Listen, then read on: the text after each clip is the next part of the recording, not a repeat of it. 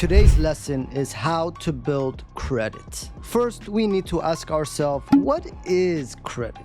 If we know what that is, then we will be able to take the steps of training this skill, just like in old school RuneScape, repetitive, annoying, but just time consuming. So credit is like borrowing money from your future self with interest, because there's always a fee in life. And to be able to do that, we need to be trusted by the powers that be. That can be family and friends, a bank, or a business, which usually is called a trade line. So how do we build this skill called trustworthiness? You can first start by asking. You can go to one of these major banks like Chase, Capital One, TD, Bank of America, and the list can go on, and apply for a credit card. If you get denied, you know what is the reason. Either you are a new account with no history in your credit report, you have a below 600 credit score, or you've been in collections, or you have bad marks on your credit report. Either way, you gotta fix that. So how do we do that? Well, personally, I applied to Capital One credit card. I got denied, and then I just asked them, hey, how can I build my credit? And they told me get a secure card. A secure card is like a credit card, but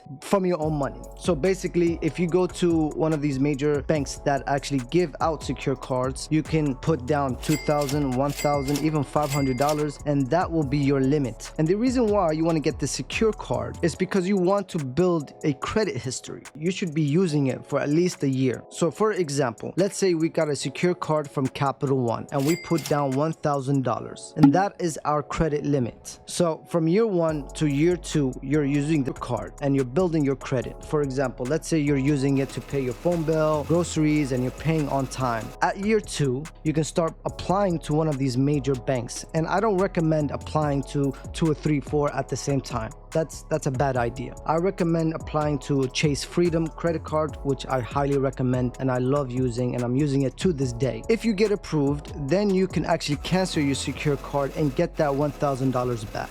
Then you can start using that Chase credit card that you just got. So let's fast forward 4 years from now. You have applied to 4 different banks, because every year you should always try to apply to a bank and get a credit card, because you are increasing your credit limit every time you apply and it get approved, because this is how it works. Let's say you got your first credit card from Chase and the credit limit is $2,000. Year 2, you got a credit card from Bank of America and the credit limit is $4,000. Year 3, you got a credit card from Capital One and your credit limit is $5,000. So add that up.